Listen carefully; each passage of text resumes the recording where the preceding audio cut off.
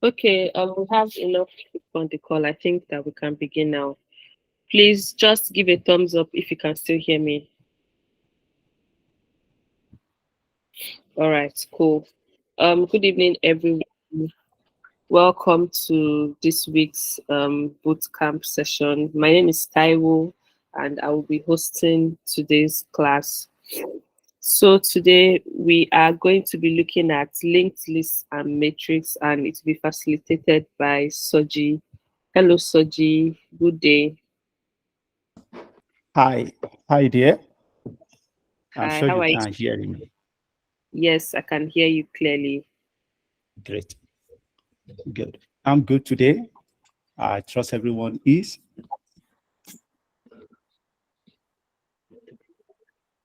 good. Okay, so let me know when to take the baton from you. All right. Okay, yes. So this is me handing over the baton to you. So Okay, you can, yeah. Uh, Thank all you. right. Thank you very much. Yeah. Okay, so welcome once again, everyone. This is third week in the boot camp. Uh, How's it going? How's it been so far? If you want, you can type short message in the chat section. Okay, how are you finding the experience? I know it's still early in the game. Uh, we haven't got far. We haven't done much, but uh, I hope you are still as excited as when you initially decided to join the boot camp. Okay. Oh, yeah, I can see some words there. Good. Challenging. Great. Exciting. Great. Yeah, the word challenging is actually very important here. Like we said in the first session, this ain't gonna be so easy. All right. It's interesting. Uh, it challenges you in ways you probably may not have thought of.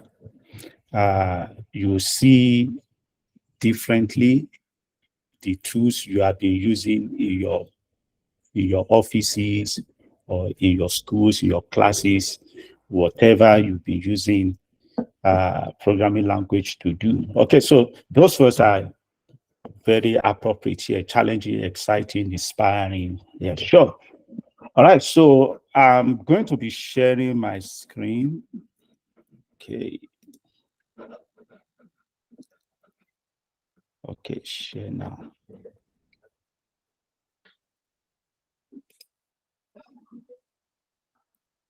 Okay, so let me know, maybe a thumbs up if you can see my screen. All right, good. Okay, all right. So we'll continue our discussion on data structures and algorithm. Oh, before I even go ahead with that, how many of you were able to attempt the exercises from the last session? Eh, Uh, if you are able to, you could just type yes, no in the group chat.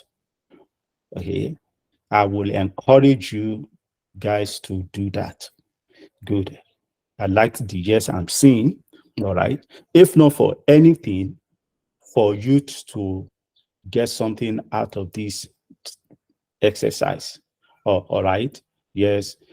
Find a way to just participate, even if you're not able to attempt all the questions or the exercises, go midway, okay? Go midway. You'll find that it is worth the time. And as we progress in the session, then things begin to stack up, all right? So your exercises on array, on string, and on what we'll be talking about today, you find out build on as we go in the middle of the boot camp into God reading. Okay, please don't take it for granted. Yes, I'm familiar with this. Just do the practice. Okay. All right. So with that said, we enter into week 3, and within the time we have today, in the next 1 hour thereabout, we'll look at linked list and then matrix. Okay. We're talking about the data structure, the other side of data structure and algorithm. So what we'll be looking at today, you find that apart from certain recurrent themes like memory organization, primitive types, we have new theme from item 3, abstract data type, to item 7, which is matrix patterns. Okay. The reason why I'm including the first 2 slides or sections in this presentation is just for reference purpose, just for you to see, have it in one place, and like refresh your understanding, your knowledge. The more you see it, the better you begin to see how everything relates together. So I'm not going to rehash what has been said under memory organization. Okay, it's just for you to see it, remind yourself about it again.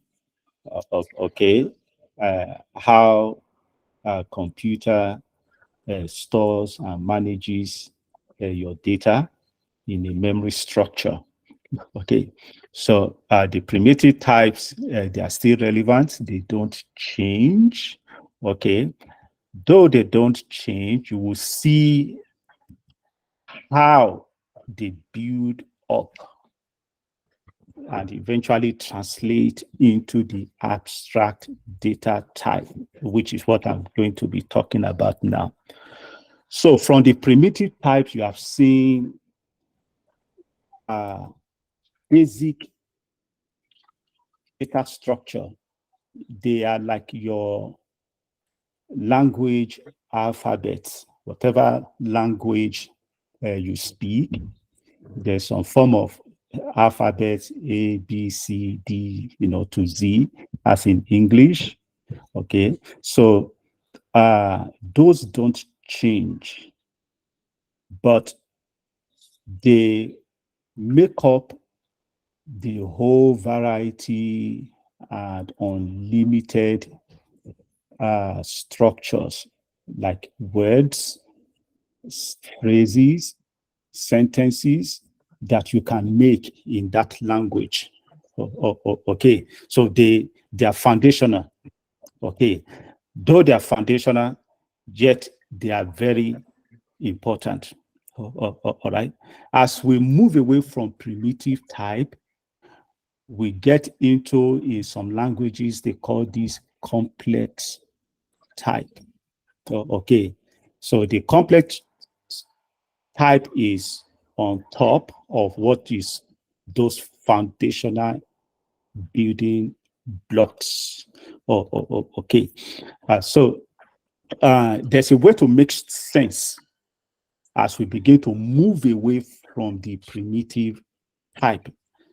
All right, in the computing discipline, you must have come across this term, abstract data type. If you have, you may want to indicate maybe a thumbs up, just to have a sense of how recent this is to some of you, if you have heard about it before. If you have heard about primitive abstract data type, indicate with a thumbs up. Okay, all right. Maybe not many people. Okay, good. All right. Okay. Yeah, so it's not totally new to everybody. That is good. Okay, so we move away from int, long, char, boolean, uh, those primitive types. As we move up the ladder, things get complex. Okay, or in some cases, the primitive types data are rolled up together, bundled together to make larger structures. All right. So uh, abstract data types is a term you may come across uh, in data structure algorithm or even in computing as you read further about it. Oh, okay. So in some places you see it as ADT. Okay. And a short way to describe it would be that it's a collection of values. Okay. And a set of operations you can have on those values. So take car, uh, for instance, A, B, C, whatever that alphabet. Okay. You could make a word, a string from it. Later on, it bubbles up to a string. You could make a string from it. Okay. You could take values from different primitive types, put them together in a bigger structure. And what I mean by structure like this is I want to give you a visual. Okay, a way for you to visualize this. We want to make a brick, a block. Okay, a brick, that is used to build a house. Okay, you take water, sand, cement, you mix them together and you come up with a brick. All right. So that brick is larger structure. Okay, it's a larger structure. When you combine bricks together, eventually you make a house. Okay, but in this example, those uh, foundational elements like water, cement, sand, and whatever other stuff is mixed into it, okay, are your primitives. They stay there. Okay, then you make a brick. Now, that brick is what I will refer to here as an ADT, abstract data type. All right. So in the industry, there have been different models for different kind of ways data can be organized in computing, in programming, not just programming and computing, because you find that this is usually, in some cases, a mathematical model, a conceptual model, a logical model. Is logical, like you can take the alphabet ingredients, primitive data types, put them in a particular kind of structure, and the structures that are similar are given specific names. So that if we organize data in a certain way, we say, oh, this data structure is a list, is an array, is a map, queue, is a set, stack, table, or tree, or grid. All right. So those structures are standardized in the industry. All right. So if I look at it, this word is very important. Okay. In the industry, these are just representations of non-primitive data structure, and more important, they are language agnostic, such that irrespective of your programming language, your environment, uh, abstract data types are language agnostic. They don't depend on unique properties of the language you are using. So list as a concept, array as a concept, map as a concept is the same meaning in C Sharp, in Python, C++, JavaScript. Implementations could be different, okay, slightly different, but they are the same thing. So these are conceptual abstractions focusing only on the behavior of a particular type of data. So when we organize data in a certain way, we say, okay, this is how this data behave.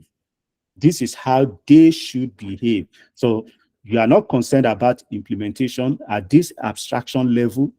We are not concerned about implementation. We are not concerned about time or space complexity.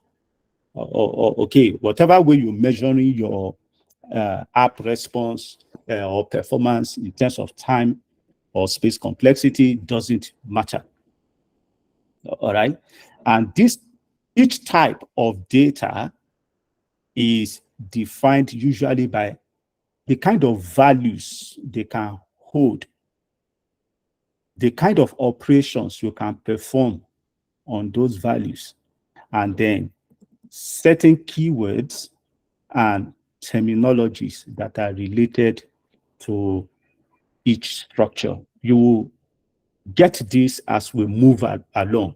And this is important. It's important I project this because it is the bridge between that leap from the primitive that we talked about last week and what we'll be talking about today, linked list and then matrix. Okay, so at times you want to wonder what connects those two together. Okay, the list we're talking about today derives from the primitives. The primitives can be arranged in such a way that you have a list. The primitives can be arranged in another way that you have a map, a stack, okay, a queue. All right. And when we use these words, when we use these keywords, there are certain kind of data they can hold. There are certain kind of operations they can perform. And there are certain terminologies. All right. If we take list as a concept, imagine list as a concept. What does list mean to you? As a concept, list gives a sense of a sequence of values, of items, of data, okay, one coming after the other. So in that structure, in that environment, if you take a list as a structure, certain kind of operations can happen on a list. Okay, you can add to a list. You can remove from a list. You can get an item in a list. You could get a count, the total number of items in a list. Okay, so those kind of operations are related to that list. And then the key terminologies that are used in a stack. If you're talking about a stack, you begin to have a sense of a structure that, things put on top of one another, such that the last to come in, the last to be put in on the pile will probably be, or next will actually be the first to come out. So that gives you a mental model in terms of data structure and organization. Okay, it's related to what we'll be talking about subsequently, especially as we move away from the primitives. Okay, so every language, remember we've said that every language has every language implemented these abstractions, this abstract type, every language. So when they implement it, those are what are called your concrete data types. So in every language, you have a list data, maybe interface, you have a linked list data structure. You have stack as a type in your language that you can give declare on a variable and then instantiate and then manipulate. Okay, so every language has implementation of these data structures when we are talking about. You in Java, you hear or see words like array list. Okay, you will see map.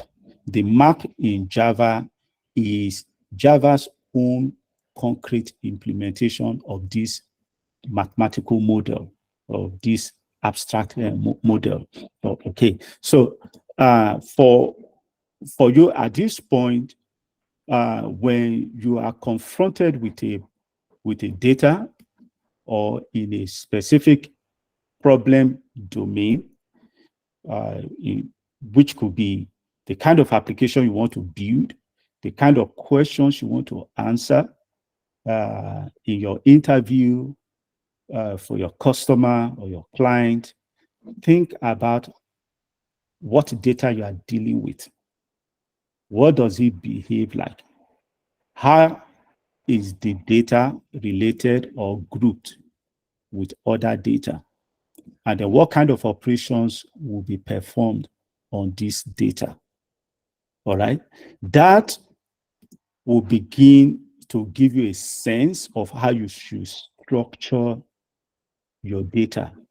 And another way to put it is that will give you a sense of how to structure your primitive type. Okay.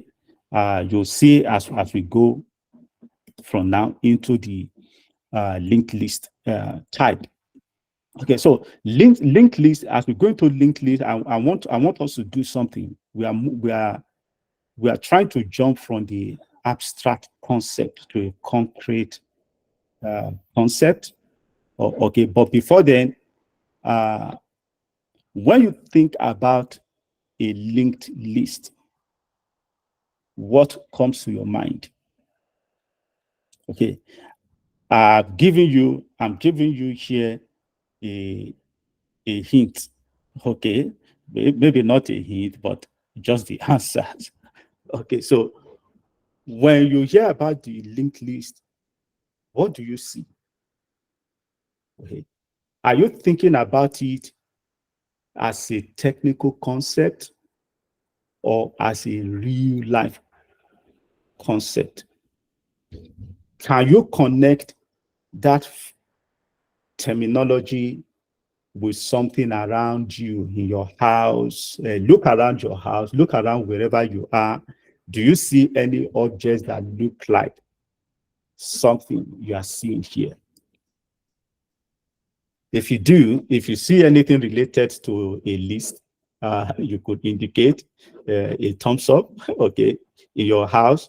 Some of you may even be wearing something like that, okay, your necklace, all right, yeah. Some of you could be wearing a necklace, yeah. You could have some hand bands with the beads, okay, all right. Maybe before now you have not really thought of these in relation to programming. And that is one of the things we want you to begin to feel as a programmer in this boot camp. Like we put it here, what we use is we want to help you build an intuition. Okay. Building the intuition means I want to make it feel natural, not a technical thing, not a programming thing, not a computer thing, but a life thing. That is why I'm projecting this. So as you see how these are linked, that explains why it is called linked list. Okay, so the linked list we are talking about itself derives from the list ADT. Okay, the list data structure. List, if you go back, you find that list itself derives from array. All right, so you see there a kind of genealogy. All right, so linked list derives from list. No, okay. In some cases, it is of course it's an ADT itself, but it's not directly an object. Okay, we are not talking about a particular object here. It's itself an abstraction. Yeah, this keyword is important. In an abstraction derived from the simple list structure.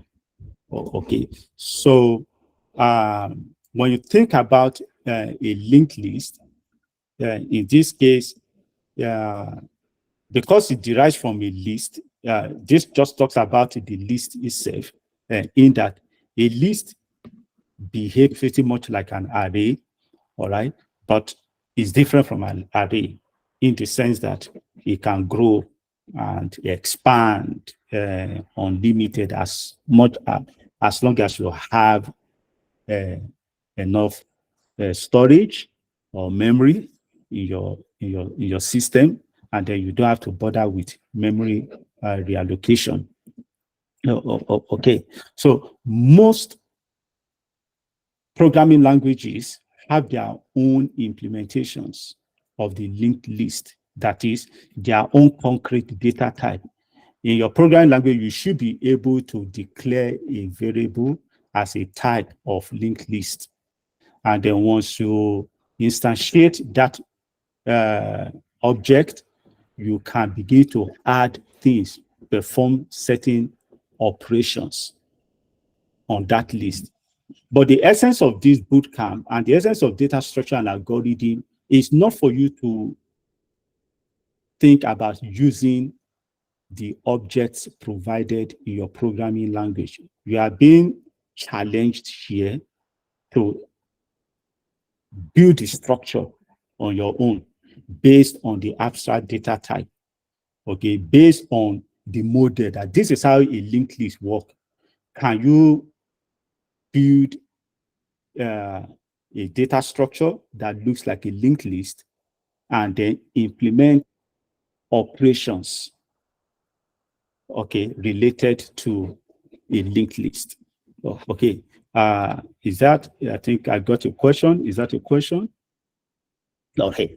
Okay, if you have questions, you can just type it into the message box. Yes, this slide will be shared after this meeting. Okay, so the linked list itself, just see it as something that derived from the simple list. Okay, a simple list is built on top of an array. Okay, but the advantage of a list as you move from array to a list is that from a list, you don't have to worry about size, about relocating data in memory. Okay, we'll talk more about that. Okay, so I remember a situation where I think sometime last year there was a promo around Black Friday. There's this huge discount on products, 60%, 70% discount. And my friend told me, hope you know the greatest and biggest discount is that you don't have to buy it. If you don't buy it, then you have 100% discount. Like nothing is spent. Okay, so that reminds me of array. That why do we optimize array with dynamic array? Yes, with dynamic array we get so much discount because the dynamic copy process optimizes the memory management challenge with an array. So we don't have to always move the whole house. We create a house, create some empty space for an addition to the family. Okay, yeah. So that looks like it helps. Yes, sure, it does help. I'm not saying it doesn't help. It does help. But what if there is a data structure that removes that edit altogether? A structure that helps you to organize your data without you needing to move data across memories or worry about insertion, deletion, all right? And then you don't have to like infer the position of an item based on an index. Okay, so that is where the linked list data structure comes in. All right, so picture in your mind this big difference. Go back to the images we mentioned here. Like if you are managing a list, okay, we'll talk more about this, okay, but you want to have a list in such a way that you can easily add anything to the list. Of course, some of these images may not be truly representative, but they give a sense of what is happening here. Okay, so the advantage of a linked list is that you can sequence your data, you can arrange your data in such a way, okay, that each element is connected to each other, not through proximity in memory locations such that you use indexing to access them, but through links. Okay, so a linked list is a sequence data structure which connects elements. Your elements here is your data, your values, all right, through links. And harking back to what I mentioned earlier, that in a linked list, in abstract data types, there are data, the kind of data you want to store, the kind of operations, and then terminologies. So in a linked list, you are going to come across some of those terminologies. You come across nodes, or some call it vertex, and you come across links. Okay, but picture it as a sequence, a linear data structure. Your values is arranged in a line, and each item on that line is connected to another through links. All right. So a way to also visualize it is here. I'll talk more about this shortly. I'll talk more about this image. Okay. But this just gives us a sense of why it is necessary. Okay. Why? You want to group your items in order without memory reallocation. Okay. In such a way, in that case, there's a concept of referencing, or in some languages, it will be pointer. Okay, so you use pointer or your reference to retrieve an item instead of using an index. Okay, instead of indexing, all right, you use pointer. All right, so for this structure, you want to store your list of items. Okay, in that case, what you are storing could be sequential data in a particular order, particular steps, maintaining a track of records or history, okay, and all of them come in such a way that one comes after the other and just goes on like that. Then in that case, a linked list is the kind of structure you're probably going to create in your solution, not an array. Okay, in this case, all right, not an array. Array just gives you position. Okay, array helps you with positioning, such that okay, they are close to each other. You give, but they don't necessarily answer questions of which comes after the other, chicken or egg, a problem. They won't tell you that, but you have chicken, you have egg. No statement about order, about sequence. Okay, so for that kind of scenario, you are looking at a linked structure, not an array. So in that case, also, you notice that linked list items are not necessarily stored together in memory, unlike your array. These are not put together in your memory because they use referencing. Okay, they may not store elements of the same types. So you could have in your sequence data structure, you could have your car value type int in the second element. In the third element, you could have a float. In the fourth element, you could have string. Okay, so you could have different kinds of types along that list. Okay, and then of course the list can be extended to the limit of your storage or memory. Okay, so the size is not fixed. Okay, and easily extensible when created. All right. So keywords you should know, key things I also want you to know when you talk about a linked list is, yes, think about a line. Okay, they have a linear structure. You hear terminologies like node, data, pointer, where the first node would be called head, right? And then each node will store its own value. So you'll see shortly. Then as each node stores own value, it has a pointer to the next value. Okay, like a reference. So it's like saying, okay, after me, go this way. This is what comes next. Okay, the last node usually has no pointer. It may not have a value in some cases.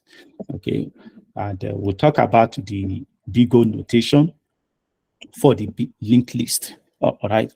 Yeah. So it's important to also note here that pointers here are stored in memory and used to determine how to get the element. I will make a mention of how this case of storing pointers in memory also affects your space complexity. Okay, it takes more memory. All right. Yeah, it takes more memory because you need another location to store the address of the next object. All right. Yes. Okay. So we'll note that about linked list. Then visualizing it, this is how it is as the ADT structure is this. This is what the abstract data type suggests for a linked list. And this is how it is implemented across all languages. Okay. So for a simple list, remember, and we mentioned node, that each node stores its own value. So each item is a node. You have a node here, which has its own data, okay, and then an address. The address here is a pointer. Some books, articles will call it pointer. Some will call it link. Some will say address. They all mean the same. But whatever the terms use, they point to the next item. So the next item here has its own value, which is 40, okay, and has a link to the next item, which stores 34, has a link to the last item in this case, which stores 65. And because it's a last item, it does not have a reference to any next item. So it is usually called a tail. Okay, the last item in the list is a tail. The first item in the list is a head. Okay, that is the head. So you have head, you have tail. Okay, so this is how the linked list is structured. And what makes linked list extensible is that if you need to add a new item, all that has to happen is to get to the last item and set its reference or the next reference to the new item that is created. So the whole house does not need to be moved. If you look at it here, from this point of view, 1, 2, 3, 4, 5 is an array. All right. If you are going to add a sixth element here, because there is already a value in this memory location, we need to relocate this whole house to another memory location with enough space to take 6 items. Or if you do dynamic copy, depending on the algorithm used, to take 8 items or to just reserve extra 2 or 4 spaces. Okay. But for a linked list, you could have like this kind of disruption or breakage in the flow. So you have A pointing to B, and then if you have to point B to C, we don't have to move all of them. B just has a reference that points to C, and then C has a reference to D. D can have reference to another location. So this makes linked list easily extensible. Okay, so you don't have to worry about is moving houses all the time. So this is how a linked list is structured. Okay. And because it's structured this way, there are operations it supports. Okay. Standard operations it supports. There are also operations that it's much more efficient for. Okay, so each data structure, as we learn in this bootcamp, is optimized for certain type of operations. And that is a key point in data structure and algorithm, that how your data is spread out, is laid out, affects the kind of application you build and the kind of cost you will pay for your data processing. What I mean by the kind of cost you pay for data processing is your time and your space complexity. So you have you always have a scenario where, because you have structured your data type this way, you are not optimized. Your data, your application is not, or is much more optimized for certain operations than some other operations. You see some of those challenges when we link list also. Okay, so in this structure, in this slide, just a quick, I won't spend much time here, a quick difference or comparison between array and the linked list. Okay, so some of these things are mentioned, but the more important I will just highlight here is space. Okay, so if you are concerned about space complexity, that your application take more space for certain processes, not just for storage, for processing, you have to bear this in mind. Yes, array takes less space. It doesn't have to store any reference. It just stores its own value. Okay, unlike linked list that stores its own value and then has to store a link to the next item. And in some cases, if it's a doubly linked list, a type of list, it stores reference to both the previous and the next nodes. All right, so it could theoretically take 2 times the space an array would typically take. Okay, it has less cache hits than array. Okay, because arrays are stored together usually. They are likely to benefit from a cache policy because the data sets are grouped together. Whereas a linked list, remember, is used referencing. So where this where C is could be very, very, very far from uh, uh, your catch limit. So it may not be within the catch limit of your systems, of operating system, but of course, it's still accessible. It's just that it will take more time to get that next data.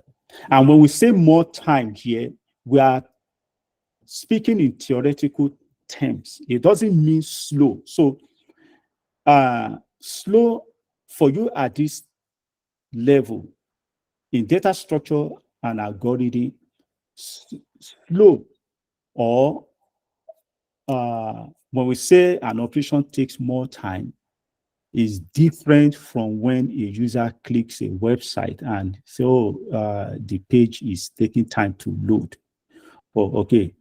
Our definition of slowness here is much more granular, is low level.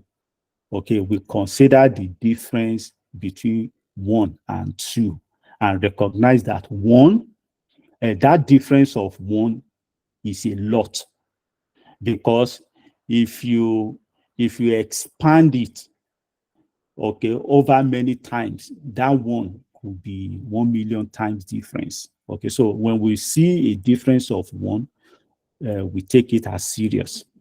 So linked list has a less catch sheets because data is not grouped together.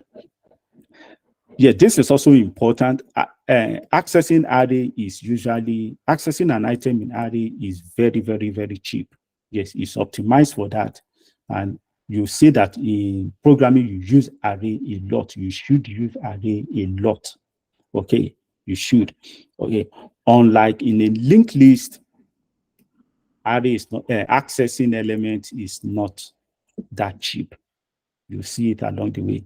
You have to traverse, you have to go through the item, okay, from one place to another to get an item. So if you want to get to this item 34, you have to start from the head node.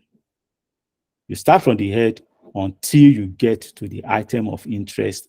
And if the item of interest is at the back, you get your big O of N. All right. You win a lottery when the item you want to access is the first one. Okay. So if you are looking for a level, it's just there, is the head node. You are lucky.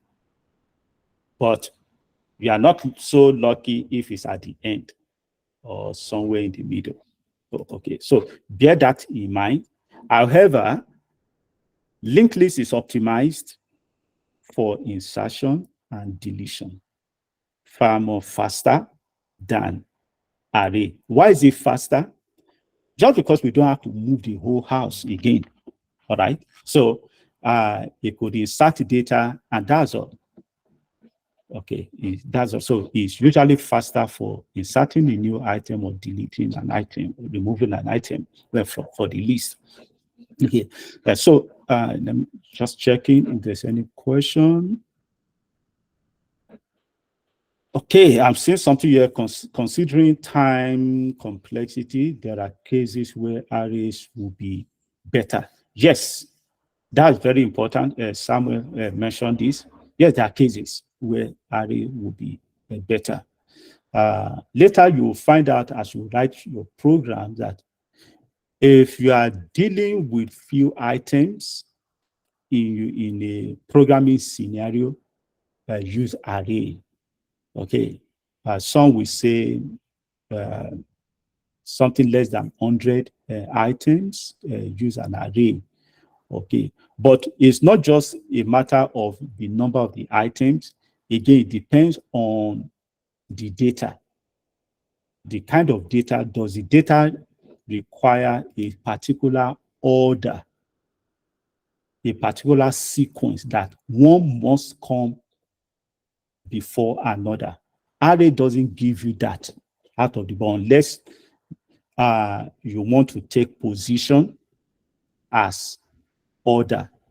If the values are already stored in the natural order, like the natural order of going to kindergarten, to do they still do crèche these days? Maybe crèche, kindergarten, primary school, secondary school, and then university.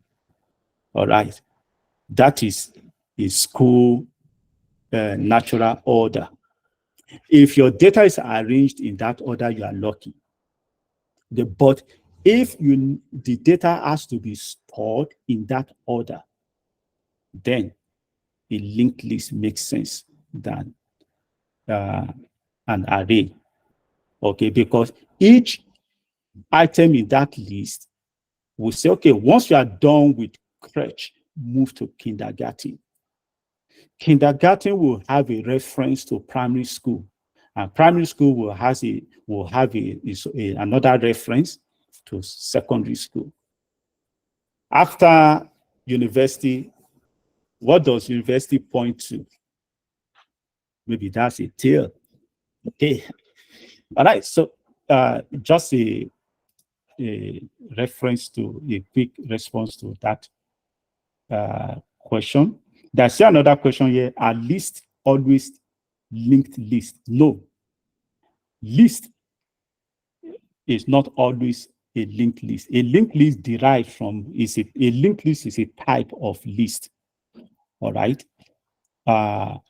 List doesn't have the concept of a link to the next or to the previous item.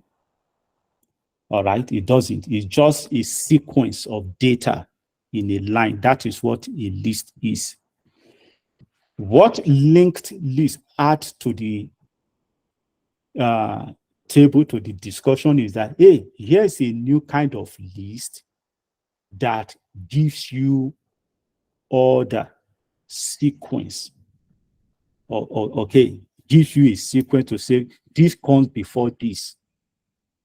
All right, that is the major difference. And this difference comes with certain kind of operations and manipulation you can have on that data.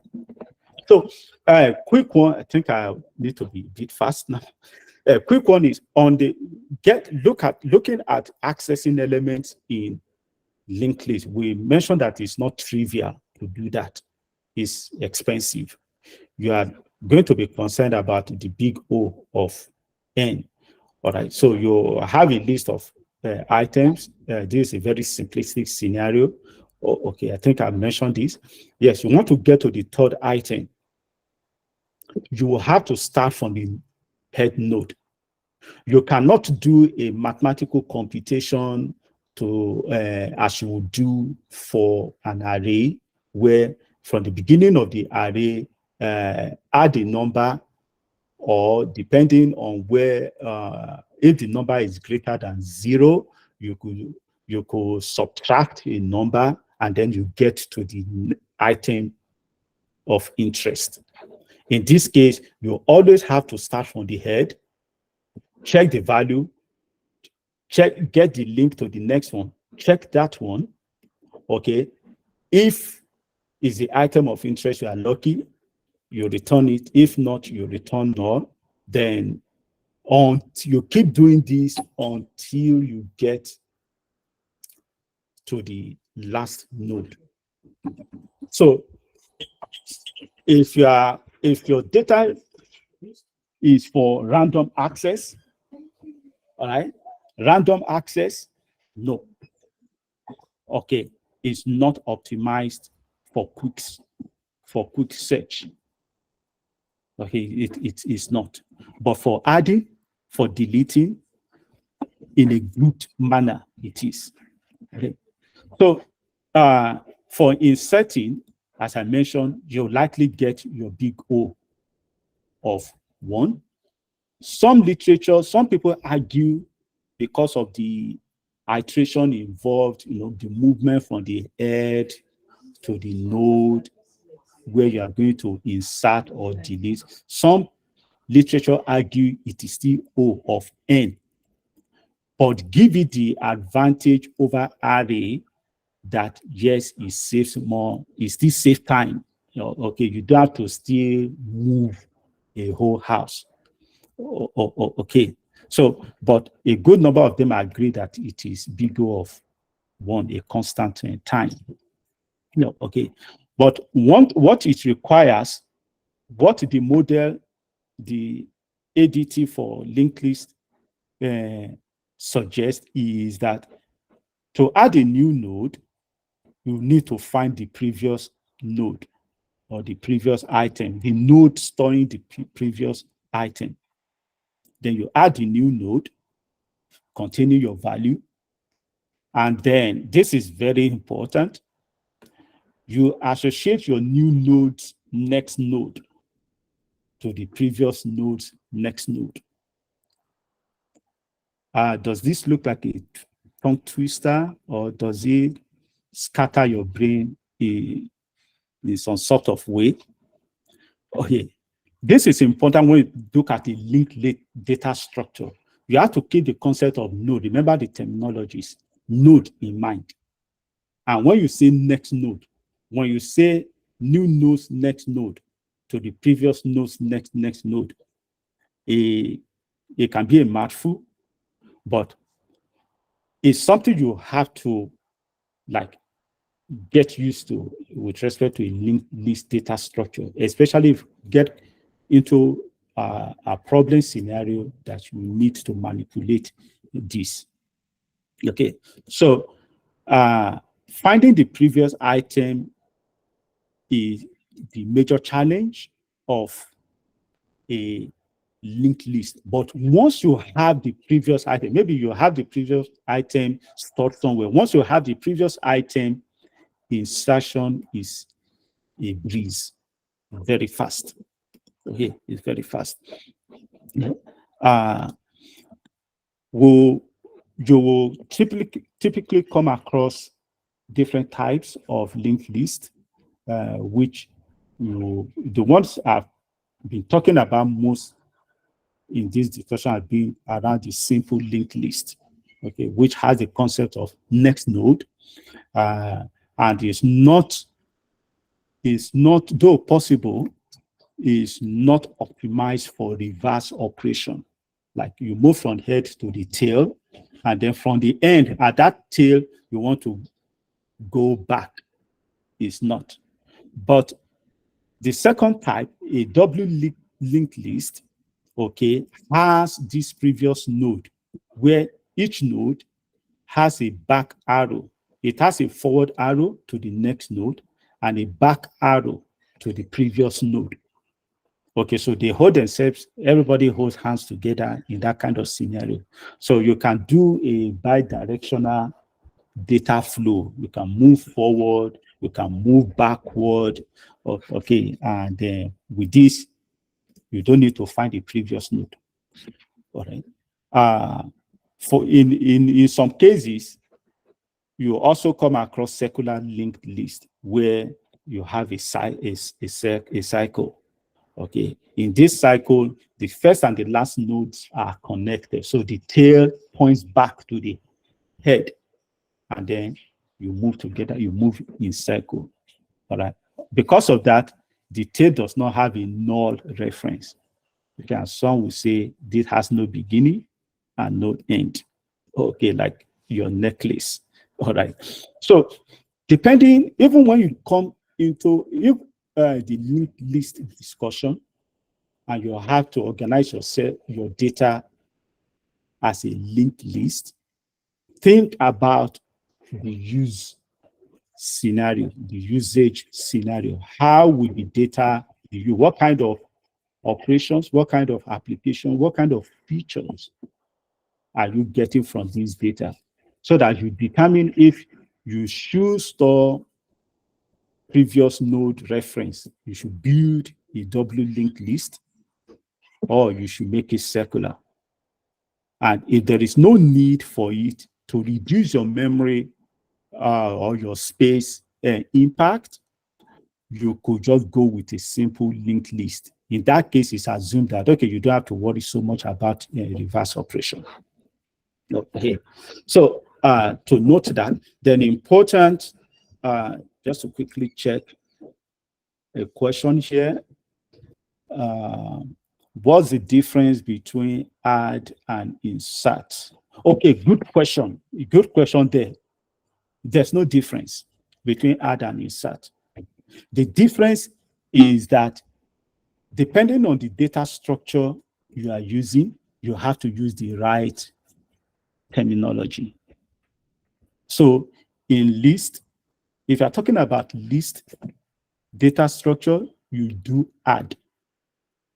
If you're talking about a linked list data structure, you use insert. Okay. So that harks back to the point, the question about those terminologies depending on the data structure you use. Okay, so that's the simple question response to it. Okay, so add, add, it doesn't matter, add not necessarily to the end of the list, or okay, in it's not necessarily to the, you could add, but in a linked list discussion, the common term that is used is insert, whether at the end, middle, or at the end. Okay. Because of time, let me just quickly go through these. Important linked list operations you need to be aware of, and this will form some of the exercises we'll do during the week. Reversing linked list, very important. Traversing a linked list with two-pointer approach. Yes, very important. We'll talk about that. During the week, we will do some exercises and do a and chat on Stack to explain this more. Oh, okay. Finding middle node with fast, slow pointers, merging linked list, detecting cycle in a linked list data structure. These are things, if you can familiarize yourself with these, you are doing very well. Like, you are helping yourself prepare for interview, or getting yourself just being good in programming. Okay, so we'll talk about it.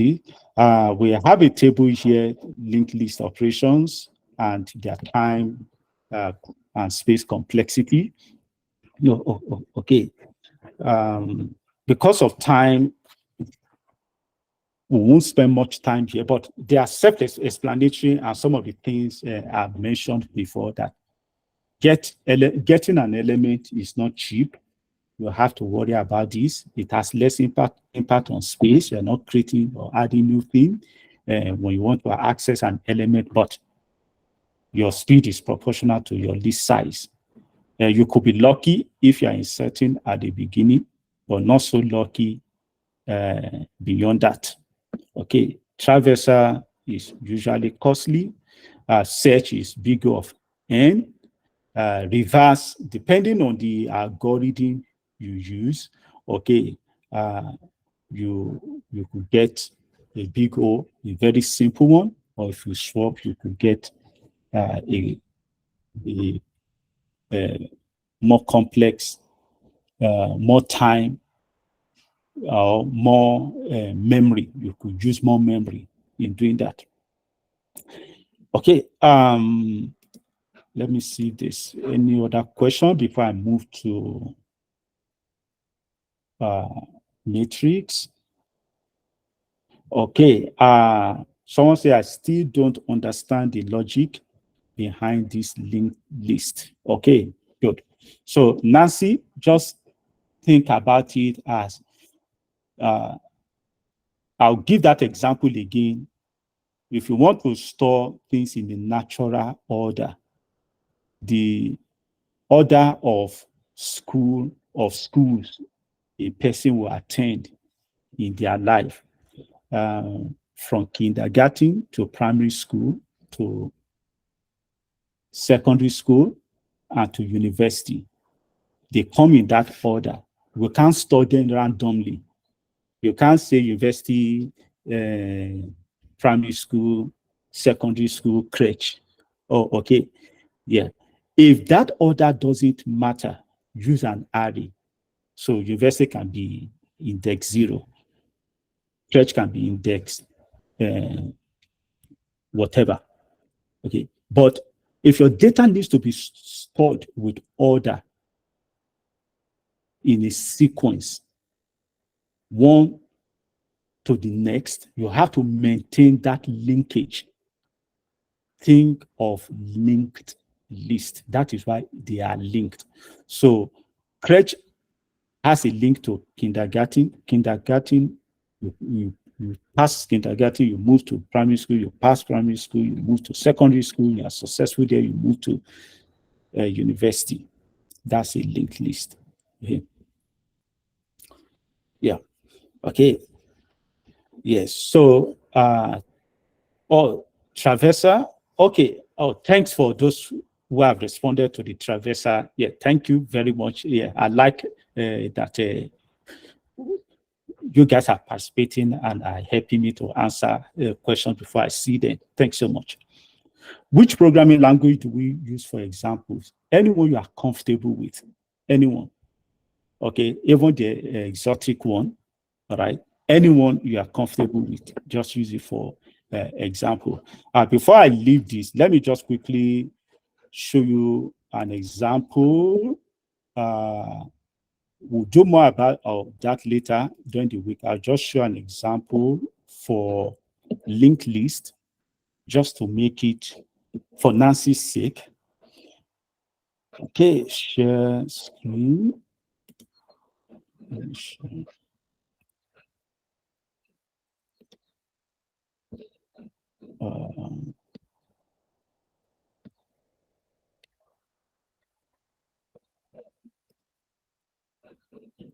Okay, just give me a second.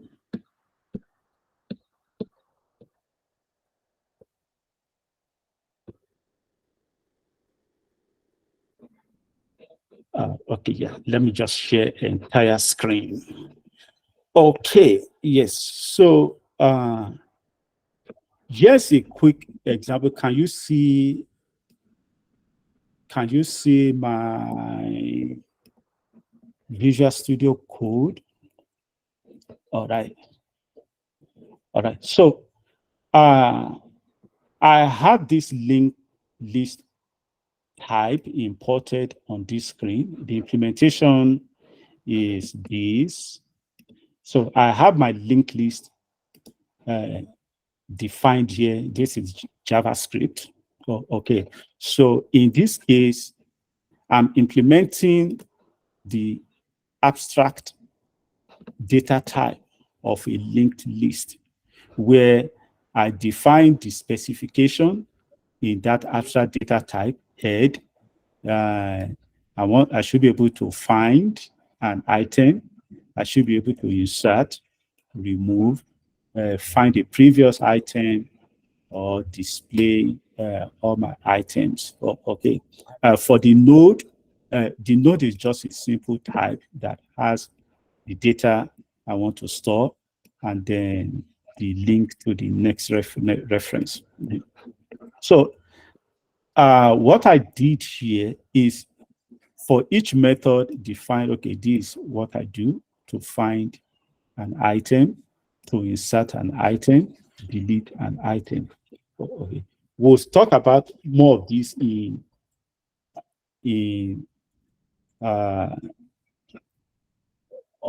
online. Okay. We'll discuss this more in Slack and then on our GitHub project. So what happens here? Let me show, where's Nancy? Let me show Nancy that. So because in this case now, I've referenced the linked list type that I've created by importing it. Okay, next references. So here I define school. I want to store schools.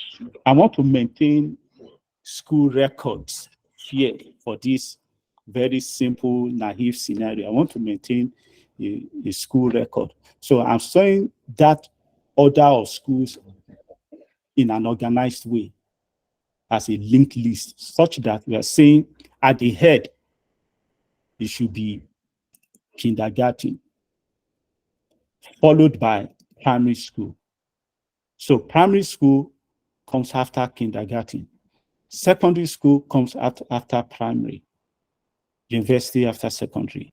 I display it, then just test the remove so that if I run this, what happens if I run this?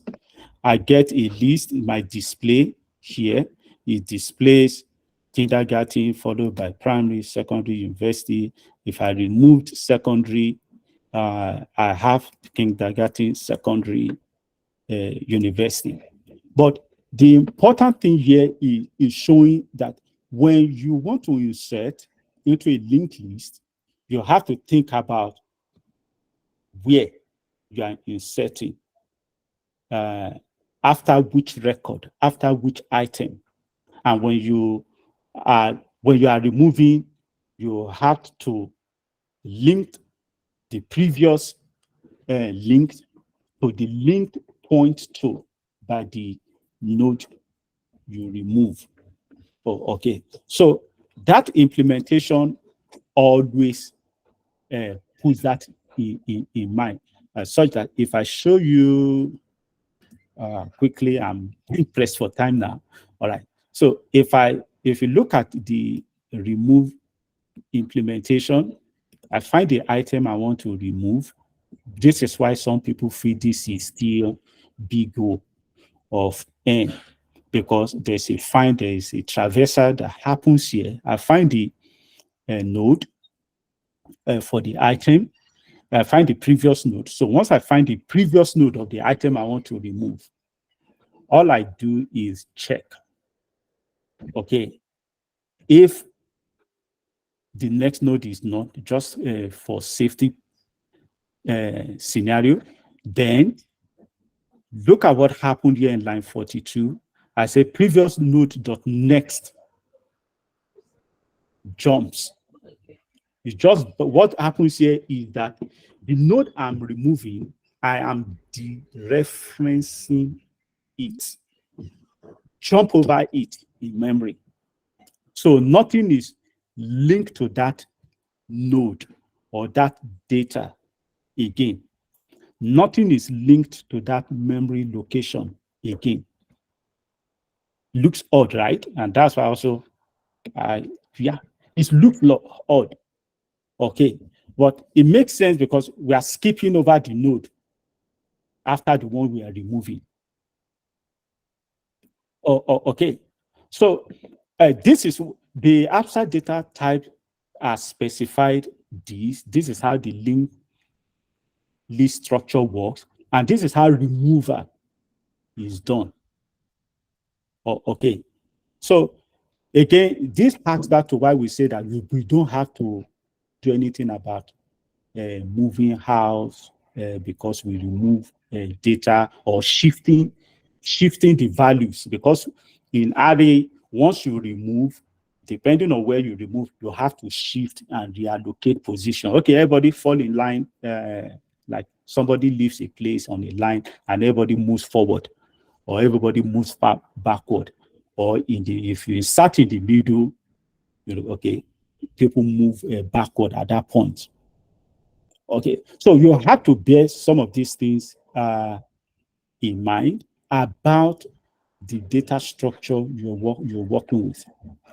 Okay, so if your data structure in your environment doesn't require anything about ordering, this kind by about natural order or a specific order, probably not a linked list. But for your own exercise, be very familiar with this. It comes up in most interviews. And along these things, when we talk about reversal, we can now say, okay, we have a linked list. I want to put it in a reverse order where university comes on top, followed by secondary, primary, kindergarten, that kind of a situation.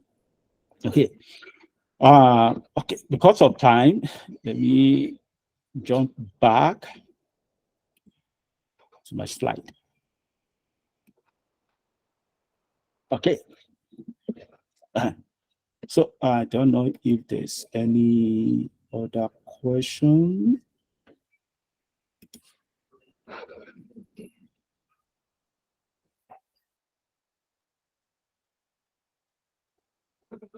Okay, good question. Hope we aren't wasting memory that way, or is it removed from memory? Yes, this is a very good question. Yes, we are wasting memory that way because you have a location in memory that is no more used. But what managed code like Java, C Sharp, Python does is they help with memory management, where the, oh, I've heard about this concept of garbage collection. Okay, so when you dereference an item like that, you have a garbage in your memory. So what the managed code does is over time, they run through your application data, check which one has not reference, all right? Or based on policy, whose lifetime has passed, and clear those garbage from your system. So good question. Yes, good that you asked. Right. So quickly, let's take a deep pause. Then we'll go into matrix. Let me drink water and check if any other question.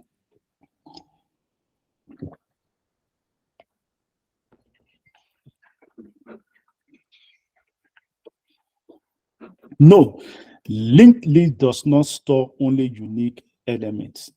They can store different elements, different value types, so that here in this case you could have 11 here, you could have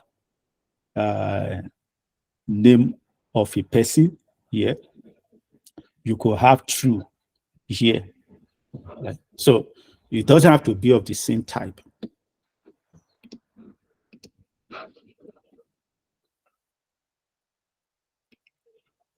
Is there no way to avoid this waste of memory? Yeah. So the way to avoid it is to destroy the object yourself. If you move to the object-oriented discussion or pattern right now, you have the object, then dispose it yourself. So speaking in abstract concept sense right now, when I say dispose, in C Sharp, you have that dispose implementation. It comes out of the box. In some languages, in like C, C++, you have to use certain functionality to remove that data from memory. Yes, you have to remove that data from memory. That's the only way to avoid it. Once you dereference it, then you explicitly remove it from memory. But because most programmers forget to do this, then we have the fourth, fifth generational languages coming up to help with memory management.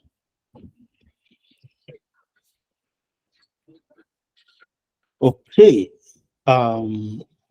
I'm going to only share this code repository after the session, maybe after 3-4 weeks. I want all of us to attempt. Okay. Then we'll discuss. Once we've gone through that rough stages of attempting it, discussing it, correcting it, then we can now share it, just to give us that challenge.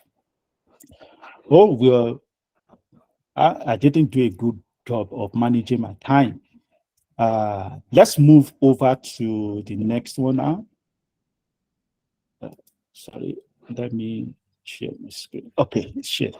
So matrix. Uh, we'll be a bit fast now. We'll continue the discussion in Slack over the next few days. So again, I'm taking us through this exercise, all right, like a yoga meditation. What do you see when you talk about matrix? Is it the Matrix movie you remember? If you remember Matrix movie, sorry, come back to this reality. What do you see as a matrix structure? The, the examples here are real life scenarios where we need to manage items, not as a line, but as a grid or in a grid structure, in a spreadsheet, in tables. Okay, so whatever kind of visualizations, your meal plan, your DT roster, your calendar, uh, this is what matrix gives you an intuition or a sense of. And in matrix structure, what you typically you will hear some people call it grid, okay, also called grid, okay. Very similar to array because at this point you are dealing with a two-dimensional array essentially. Two, it has length, it has breadth, which we'll call in this case rows and columns, horizontal line and the vertical line. Okay, like array, this stores elements of the same type. Okay, elements of the same type. Unlike linked list that can store different elements and you worry about type casting. In this case, elements of the same type because it's essentially a 2D array. Okay, so access pattern, how you access elements on a 2D array is similar to how you access it on a one-dimensional array. You will see notations in literature and in sample codes M and N. M usually used for the row, while columns used for the N used for the columns. But you could get into a situation where some people use N for row and M for column. Just try to be attentive to that detail where you see it. Yeah, so in this case, each element or item or value you want to store occupies a cell in your grid. Okay, so look around you, check if you can find any matrix like object, okay, and just whatever I want to do, appreciate it or just make sense of it. Okay, anytime I think about matrix or two-dimensional array, this is what I'm talking about. Most of us will come across this in questions, not as matrix or in life scenario, not as matrix, but as grid like this, spreadsheet. All right. They are two-dimensional. So, like array, as we mentioned, you can use similar syntax of indexing, but the little difference here is that your matrix, in your matrix, each cell has two indices that you can use to locate it. The row index and the column index will give you the location of an item. It's like your GPS coordinate, where your latitude and the longitude gives you your location. Okay, so it's the same thing here. Row index, row 1, column 1, all right, will give me 5. So that way we say that the access pattern is similar to an array. Oh, all right. Though it's similar, you will find in processing array, two-dimensional data structure, that it can be mentally confusing. Okay, it can easily get out of hand. You could run into an endless loop. Okay, and your system at that point could crash. Okay, so it's very important you build an intuition for managing 2D object or two-dimensional array. Okay, in some literature, some samples, some code samples, you will see some people will use I, the ith variable or index for row number, and J in your nested loop for the column number. Okay, then because it's based on array, this is also very important. You get similar performance in terms of time when you access elements in your matrix. The challenge, the difference is not performance.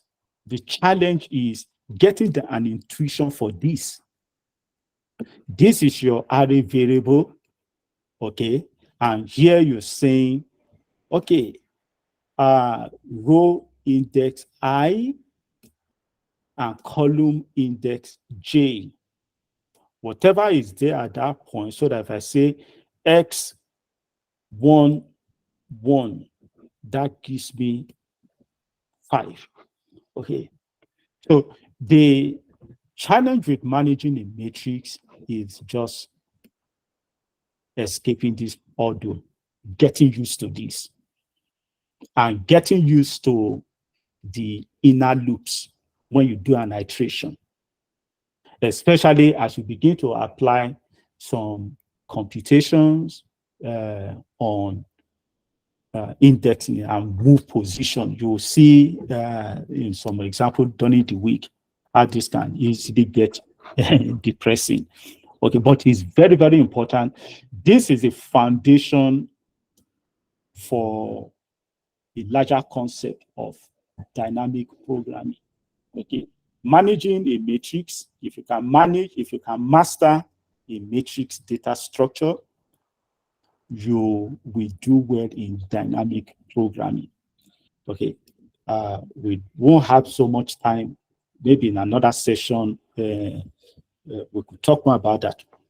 Okay, so another important thing here is reading all elements in a matrix. Yeah, we'll have to, will require loops. Okay, of course, that's a naive implementation. There's a way to also move efficient algorithm. But if you have to get in size, getting the count is easy.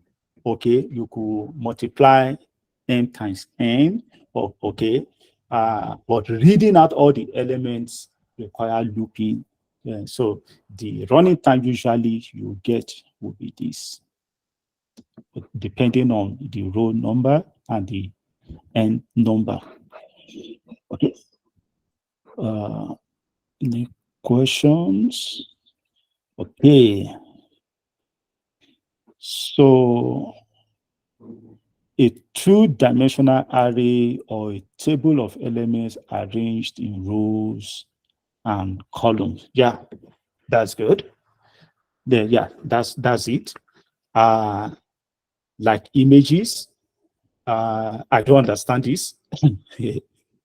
Okay. So if we move on to accessing a matrix, okay, yes, you also have to do with traversing the matrix. And that's the essence of the structure. Okay, as long as you have data in a particular structure, there's always that need to go through the whole data. Okay, so there are two major, we call them orders for accessing or traversing elements of a matrix. There's a row major order where you go row by row. So you move 1, 2, 3, then you go to the next row, 4, 5, 6.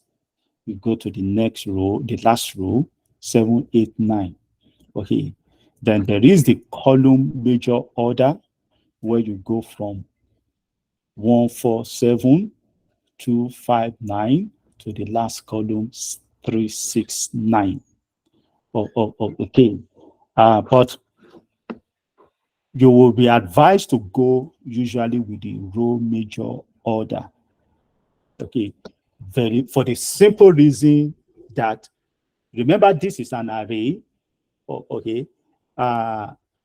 Because of storage in memory, you are likely to have uh, data on the same row stored together in the same memory block. Okay, in the same memory block, you're likely to have that. Okay, unlike a cache. And depending on the language you are using, certain languages like JavaScript doesn't natively support two-dimensional array. It supports one-dimensional array, and that array is stored as an object. So each item, if it's JavaScript, this is what you have. You have one-dimensional array, or not like this. You have one-dimensional array, and each item here is its own array, has another array. This has another array. Okay, so JavaScript has that own issue, but in other programming is not so.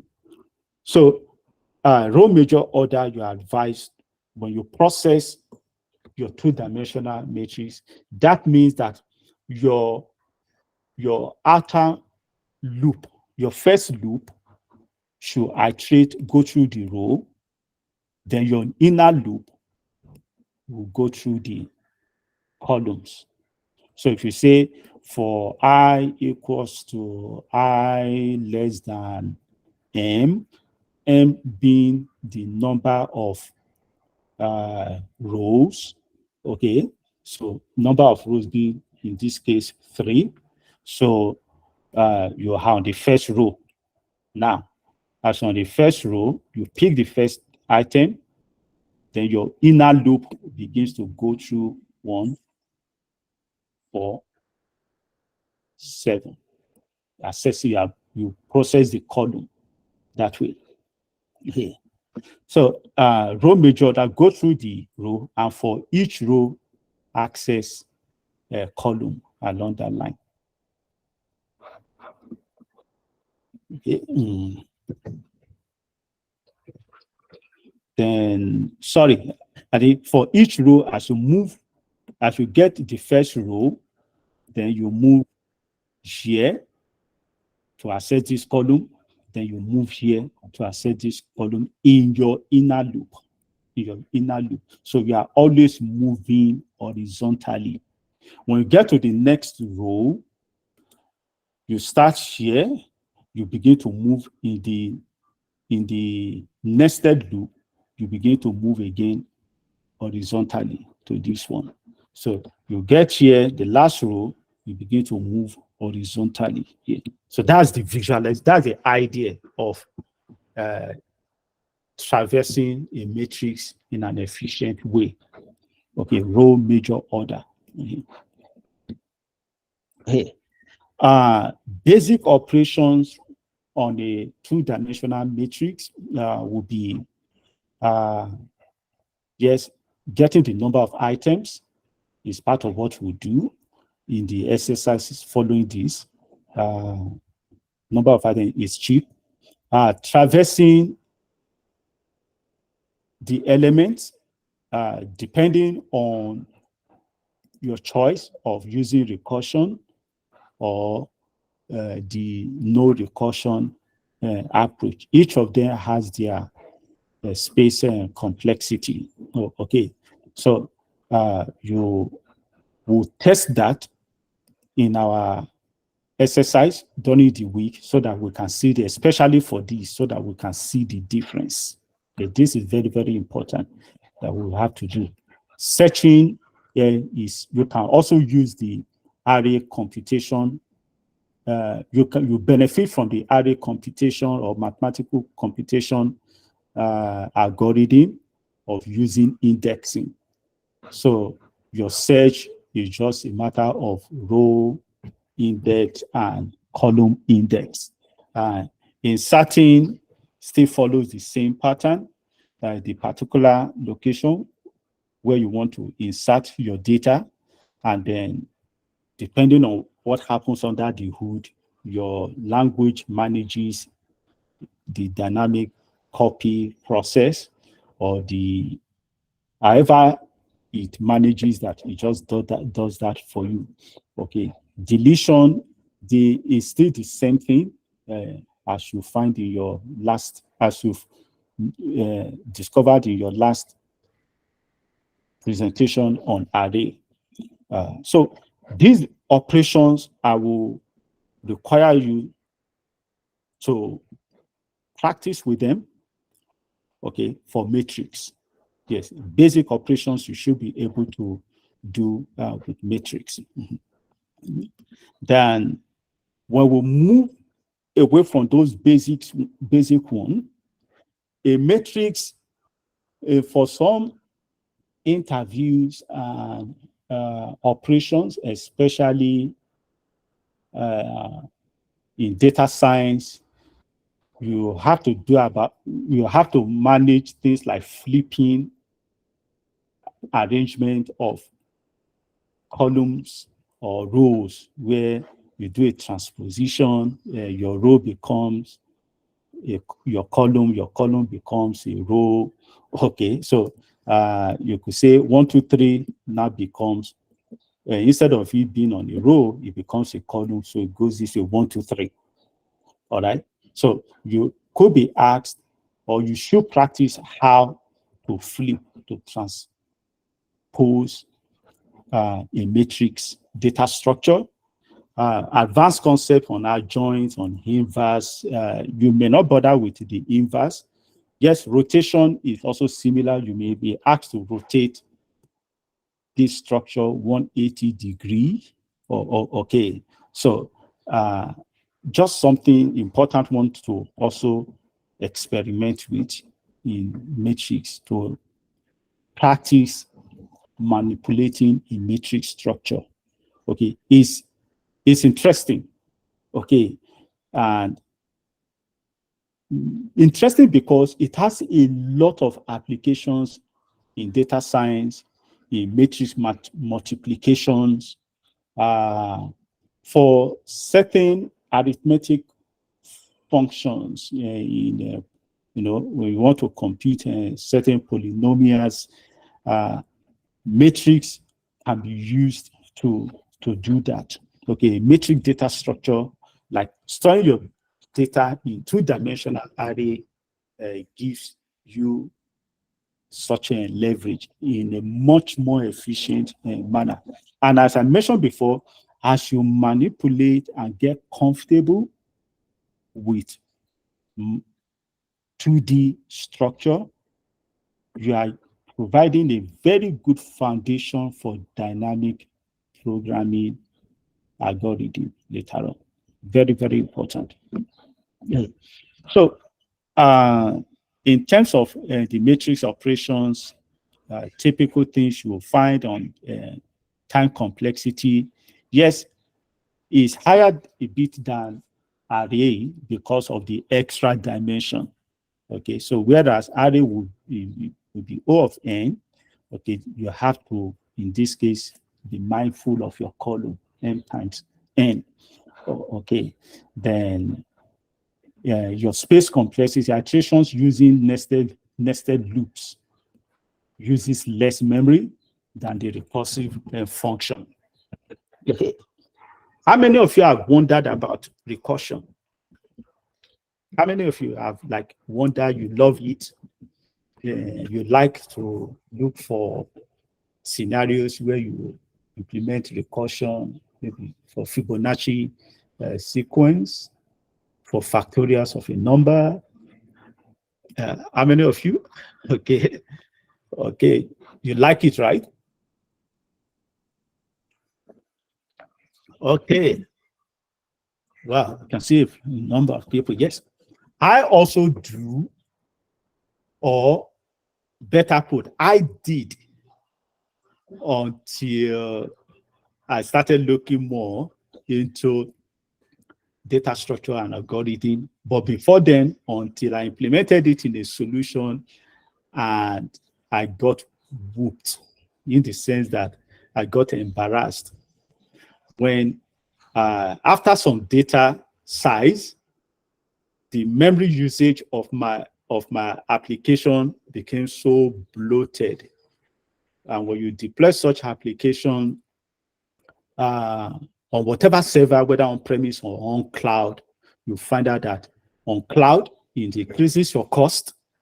On your on-premise server, you find out that it takes hold of all available memory and space on your system, and everything just shuts down. I mean, and even to the users, the performance becomes so slow.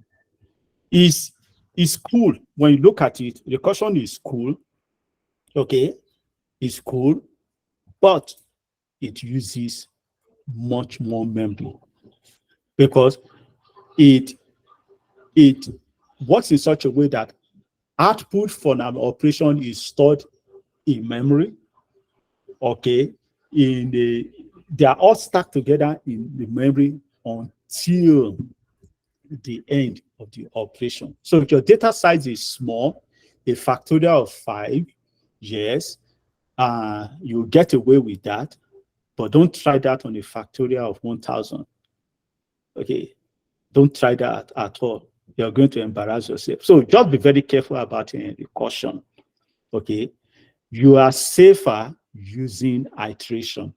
Very, very safe. You cannot go wrong when you use loop, simple loop statement, for loops, while loops, okay, do loops, any of those variants, you are safer than the recursion. Okay, so be warned. All right.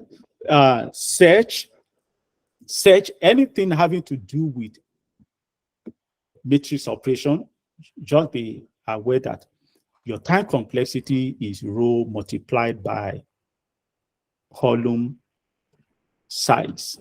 So, okay.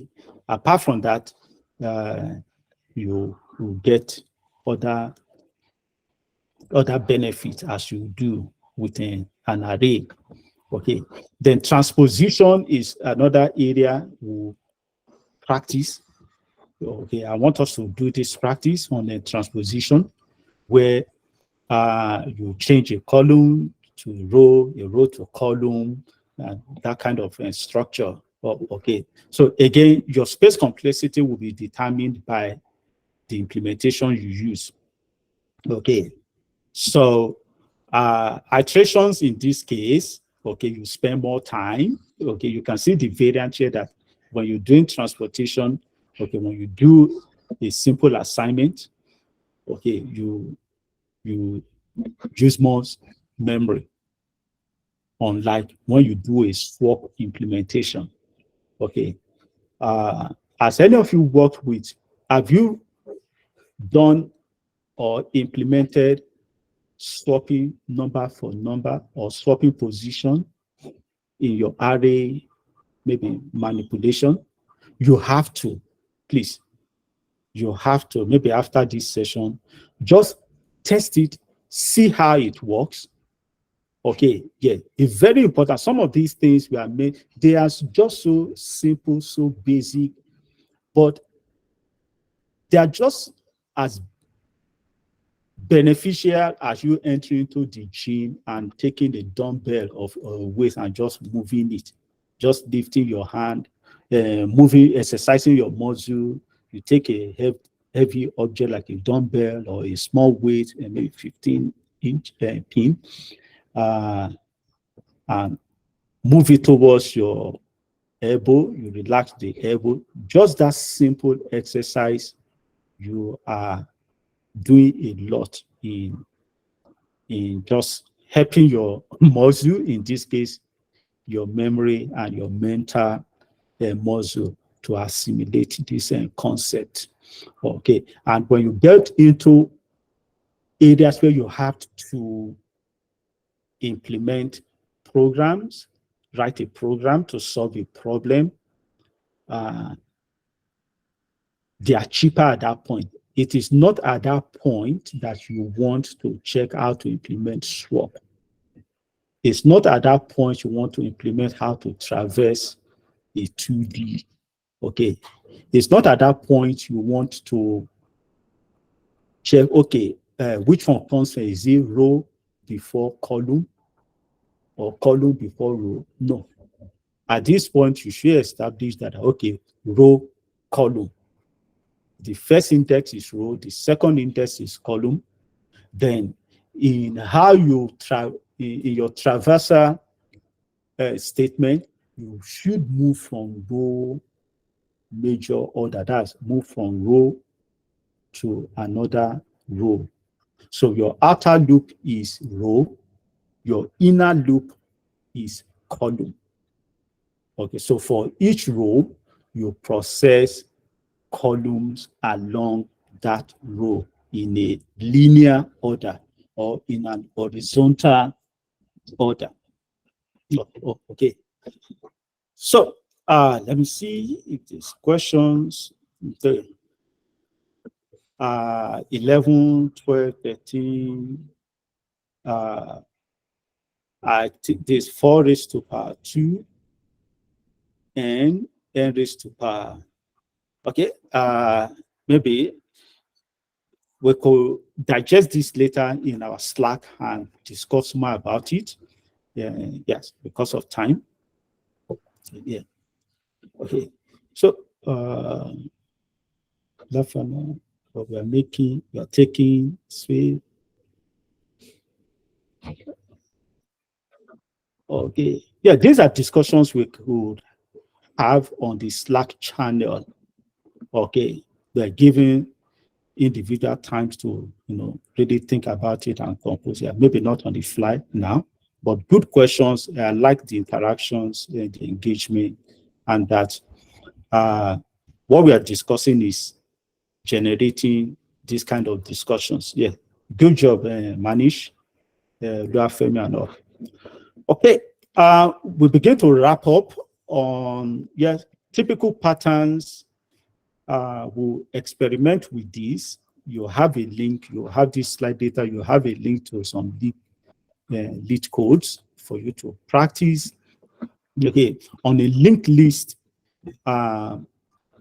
getting to a particular node from the last node, okay, detecting the circle, because some interview questions will give you a data structure and expect you to find if there's a cycle. They won't tell you it's a linked list. They won't use these terminologies, the clear terminologies we use like linked list, matrix, the one you learn about next week, stack, and all. They won't. All right. They will give you the problem scenario.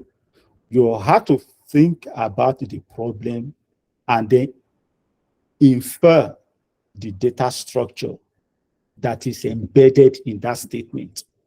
The data structure is embedded, is in it, in the way it is. It's like word problem in mathematics, okay? The word problem will not tell you that we are dealing with quadratic equations. But the problem is asked, and then you have to, we're talking about, you have to come up with the equation for that problem and then solve it. Okay, so those are patterns we're going to also do. 2 pointers is very, very important in linked list. Okay, remember there's a traversal challenge in a linked list. Okay, the search is not too optimized for that structure, but there's a way to even manage that, and that's where 2 pointers come in. So you have a slow and a fast pointer. Okay, we'll discuss more about that. Some will call it tortoise and hare. okay, where you have 2 pointers. One is running faster, like running twice as fast as the next one. So the air is running faster than the tortoise. So the fast moving pointer move 2 times than the slow moving pointer. So the fast one gets to the end of the list, that is the tail first. Okay, and from that, from the slow moving pointer, you are able to say, okay, the slow is at the middle or is at this particular place. It's interesting. Okay, but something we have to do and then just see how this works. Okay, within the time allotted for this presentation to elicit discussion, explain the concept, we may not be able to like go into the actual coding, but let's do that on Slack and in the GitHub repository. Okay, so patterns you see also on matrix. Okay, mathematical applications, yes, for linear equations, using polynomials, you're using 2 or more variables. Yeah, okay. We should try something like this for matrix. Okay, even if we have to research it, is very interesting, very important. Okay, matrix manipulation is important also. In some cases, you could be given a scalar value, like a number, and you are asked to multiply this row. Like, okay, multiply this matrix by 52. Multiply this matrix by 20. How do you do that? Okay, something you should be able to do. It could be matrix by matrix multiplication. So you are giving a 3 by 3 matrix and asked to multiply by another 3 by 3 matrix. Or in some cases, you are asked to multiply a 3 by 3 matrix with a 3 by 1 matrix. Okay, so a 3 by 1 matrix is you will be like this. Yeah, this is a 3 by 1. Oops. Yeah. So you have a 3 by 1 matrix where you have 3 rows and then 1 column. So you are asked to this,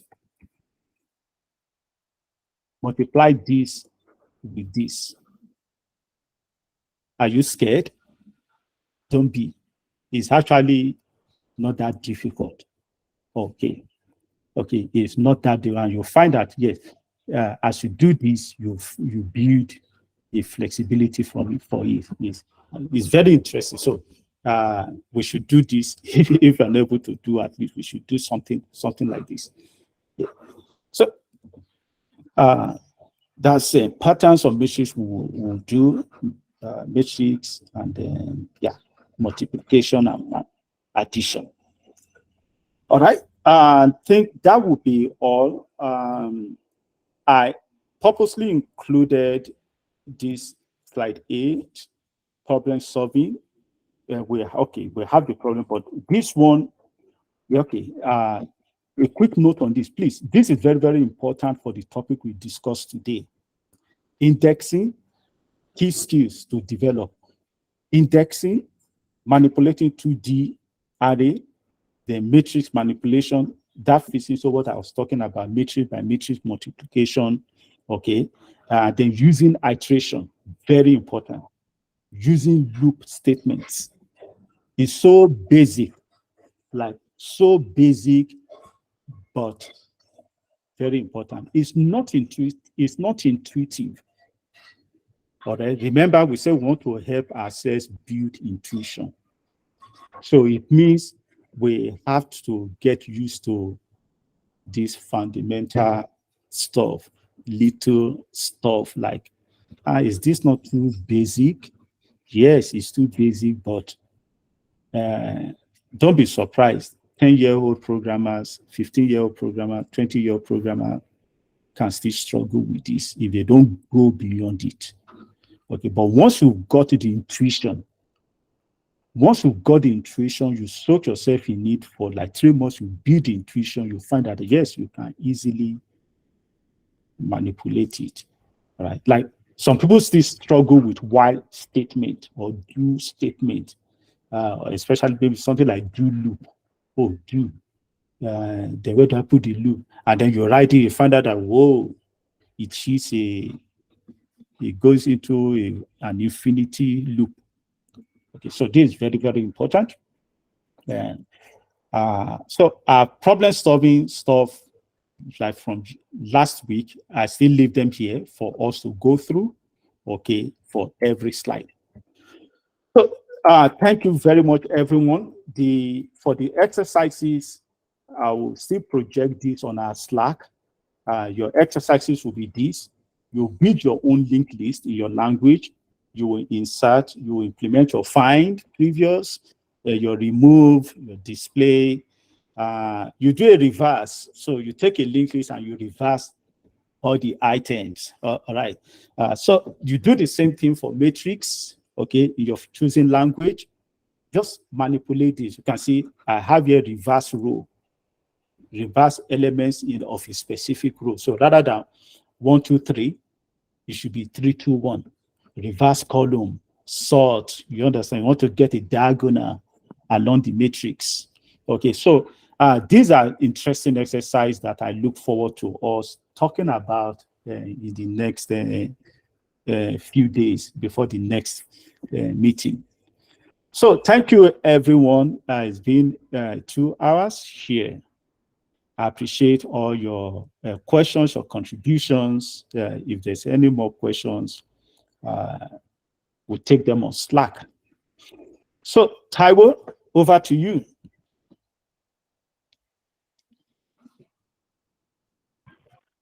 Okay, thank you very much, Soji, for that really oof, insightful session. The reactions are still coming. I'm sure we all had a lot to take away, and it's not even over. I mean, it continues on Slack. Thank you very much once again. We really appreciate your time and effort that you have put to putting this together. Okay, so I can see someone has their hand raised. Joseph,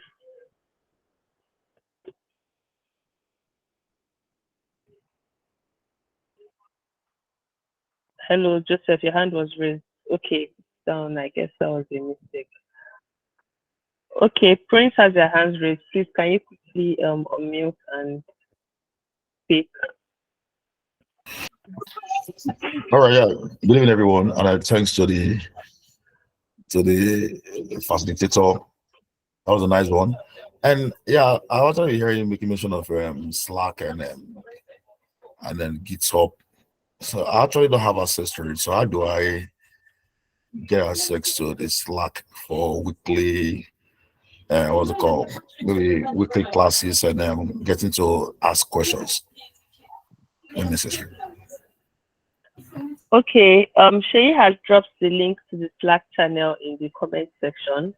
So for you and the others who have also not joined the Slack channel, please do so with the link that Shay just dropped in the comment section. And also, please endeavor to fill the feedback form right after this class so that we can get your feedback and know how to make these sessions better for you. Okay, so before we call it a day, does anybody have any other comments before we continue this on this Slack channel? Okay, manage quickly, please. I'm confused. Are our sessions going to happen on Saturdays or is it on Saturday and Sunday? Sorry, you're not audible. Can you be a bit more audible? Am I audible now? Hello.